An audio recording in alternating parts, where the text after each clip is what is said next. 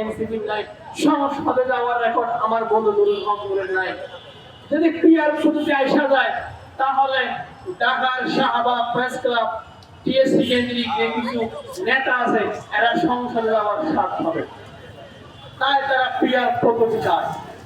অপরদিকে বিএনপি মনে করে বাংলাদেশে একমাত্র আমি একমাত্র দল যা কেন্দ্র থেকে ওয়ার্ড পর্যন্ত কমিটি আছে, কাজেই যদি সংখ্যাগরিষ্ঠ পদ্ধতি হয় যে 5 ভোট ইলেকশন যেটা আমরা বলি সংখ্যাগরিষ্ঠ পদ্ধতি, তাদের বিএনপি আসন হবে 150 থেকে 200টা।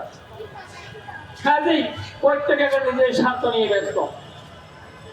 যে বিএনপিকে আমরা 80 দশকে দেখেছিলাম, যে বিএনপিকে আমরা 2006 সালের 28 অক্টোবর থেকে 2025 সাল পর্যন্ত দেখেছিলাম, সে দুর্ভাগ্য সেই বিএনপিকে আমরা খুঁজে পাচ্ছি না। বিএনপি করতে গিয়ে, ছাত্র দল করতে গিয়ে আমি 3 বার জেল করেছি।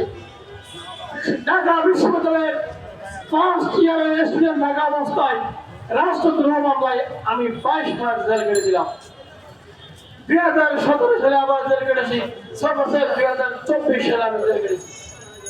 আমরা যেমন বিএনপি চাই নাই, ক্যাম্পাসে আগে যারা ছাত্রলীগ করতো এখন তারা ছাত্র দল করে, আগে যারা বঙ্গবন্ধুকে ভবে রাখতো, জাতির পিঠে রাখতো, তারা এখন জিয়ারহমানকে তাদের পিঠে রাখে। আগে যারা বঙ্গবন্ধুর গুণগান করতো তারা এখন জিয়া রহমানের গুণগান করে।